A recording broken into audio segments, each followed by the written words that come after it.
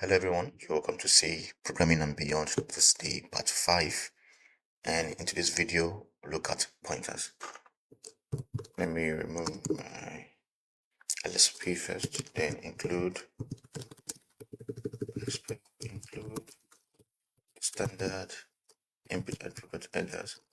We close this, then we can do int main, also in a bit, int main, then we can return 0.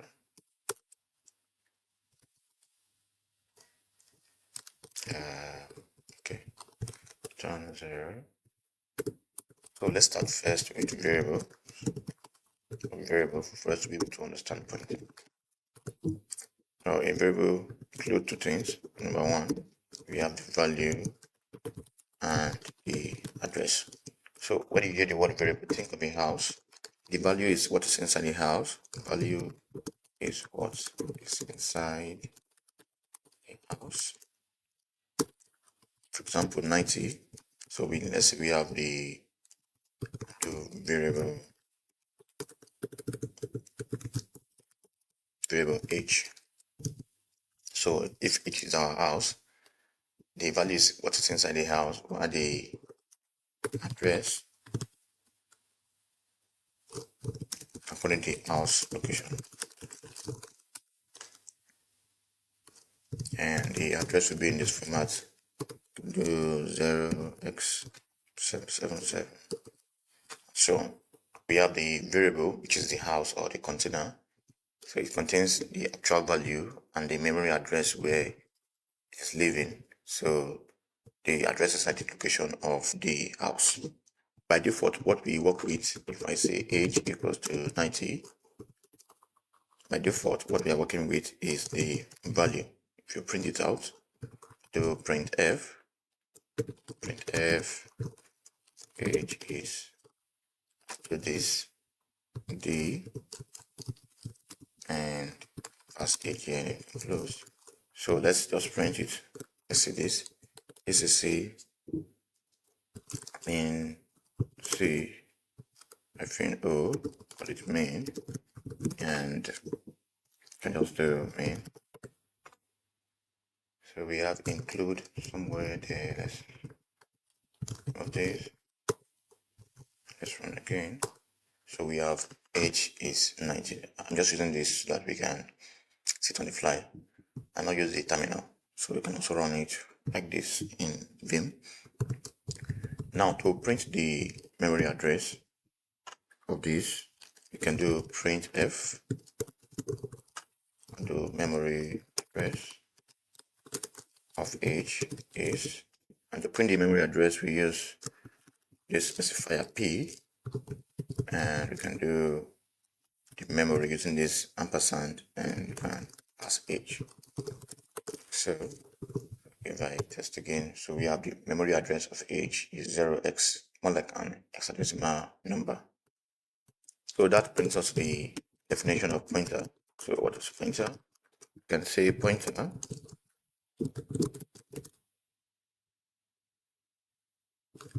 to a variable that holds memory address address to another variable. This is holding the memory address to another variable. The actual variable is h, right? And this pointer is holding the memory address of h. Why this is the memory address? The ampersand symbol here equals memory address to do the actual pointer. I'll declare another variable called height equals to, I give it 91 or so. Then to hold the memory address of this height, we can use this asterisk. And the convention of writing this pointer is, so you either use p height, so you can use APL, or you can just do pointer, then the height. And you can say it's holding the memory address of the actual height. Like this. Like so. So let's print this. again, say actual height is, change this to height, memory address of height. Let's do, before that, let's do, I'll copy this, paste, and clear this. The pointer value height is the pointer, so escape sequence, and I'll pass the pointer height here. So if I print this, so we have the actual height is 91. This is actual value of height, and the pointer value of height is this, which is the memory address, because it's saying pick the memory address of height. But if you want to get the actual value that is inside the memory address, we have something like 0x77, and we want to get the actual value that is embedded in this address, we can do a dereferencing. It's called a dereference. That is, you can say the value at the memory address using the reference is, I'll do my d, so the actual value is int, because we declared int here. So int, we escape the sequence, and we can do a dereference using this same pointer, this asterisk, then we can pointer height like so, and close this. So if I run again, we have the value at the memory address using the referencing is 91. So we have the actual value, the memory address, which is this format, and the reference. If you just like me, you want to convert it back to the value, this memory address, you want to see what value is sitting at this address, just like we defined here, the address location, and we got 91. Cool. The question now is why use pointers in the first place? So pointers allows us to work directly with the memory address, right? So if I know the address of your house, I can come there and then I can work directly with you. That is one of the main reasons why we use pointers as opposed to working with the actual value. It is always powerful and efficient to work with the memory address as opposed to working with the actual value. Pointers efficient and powerful, allows us to work directly with the memory address, like so. And again, so instead of copying, we'll see this in action. Instead of copying large data, we can just pass the address. In the last lesson, I mentioned that you can pass by value, or by reference. So you don't want to, if you want to modify or change things and you want it to be efficient, you want to use a pointer to pass it by reference. That is modifying the original variable. See this in action. So I'll come up here and I'll let's declare a void updates value, and we can pass this by int. I'll pass a pointer num, and you can see num. You can override this num equals to 100. So what we have here is what we did a while ago, the referencing. Whenever we pass update value, we pass any parameter here into the number. It's going to be passed as a memory address, and when it gets to it will update the original value because we are updating it at the memory address. If I come down here and I call update value, pass a number, let's do int my age, let's do my age equals to 18, right? So this is expecting a memory address. I'll put my ampersand and I put my age here, right? So we can print, let's add a print statement here, print my age, so 4, and we can put percentage %g escape sequence because my age, so, and copy this, and can do my age after. It should be after. Let's give it a whirl. Did I miss anything? My age update. Okay, we need to close this. So we got my age before was 18, right? My age before 18 and my age after is 100. But without using a pointer, let's see what we'll get. I'll change this to, okay, let's do update value. Let's do that one. Date value 2, for this 2. I'll remove the pointer here and I'll remove the pointer here and plus this. I'll come down, copy this whole thing, and I'll paste, call this 2. I'll leave it as 18 2.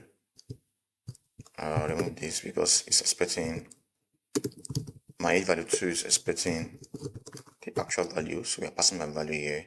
So before we print, I need to change this to my age 2 and my age 2, and this also should be my age 2. Alright, then let's give this a whirl. Are we done? My 2.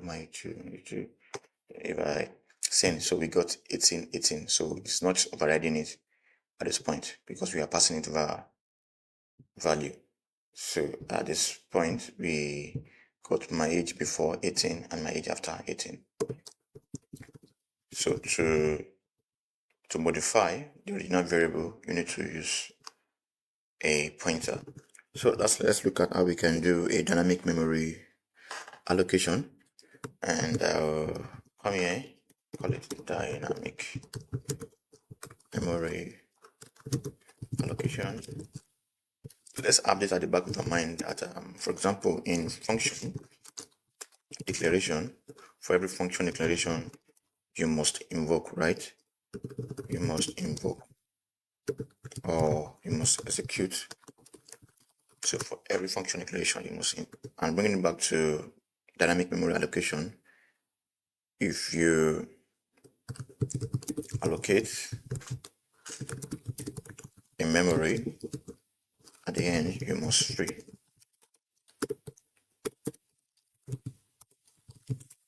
So you manage and you free, you allocate and you free memory in C, unlike in some languages like Java that has garbage collector. So in C does not have a garbage collector, so you must allocate the memory and free it, otherwise you have memory leaks. So let's look at how we can do this. The int gonna be a dynamic, let's call it PTR. I keep getting this return, right? So dynamic pointer will be equal to the int, and we use malloc and the size of int, and we can allocate the memory here. We have the dynamic pointer. Let's do is equal to 55,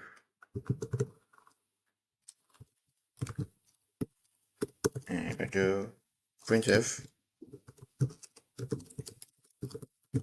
the dynamic value, to a specifier, the dynamic pointer, so you close, and at the end you must free your dynamic pointer. This free memory, free the memory. Let's go through it again. We declared a pointer to an integer, so the data type is an int, and we declared a pointer. It will later store the address, right? And we allocated the memory here using the malloc. By the way, we need to bring in a header. So malloc is from the standard lib. I will include standard lib .h, close. We want to allocate for one integer here on the heap, so we have can either store variable on the heap or on the stack. So heap is unknown size, stack is none. We return the address of the allocated memory, and at this point we allocated 55 to the memory, and we are printing it out here. And the last point is to free the memory. Again, dynamic pointer holds an address. This holds an address. Malloc gives you the memory. Dynamic pointer that we have here access the value in the memory, and at the end we have free, which gives us back the memory. So if I run again, we have the dynamic value is 55. So this is how you can allocate memory on the heap and not on the stack. So this brings us to the end of this lesson, and we would work well with this size of in our next lesson. We'll be talking about arrays, and we can get the size of each data type, and can use it in creating an array. So we'll look at array and stack and heap in the next lesson. So if you enjoyed this video, please do give a like and subscribe to this channel, and I'll see you in the next one. Thank you.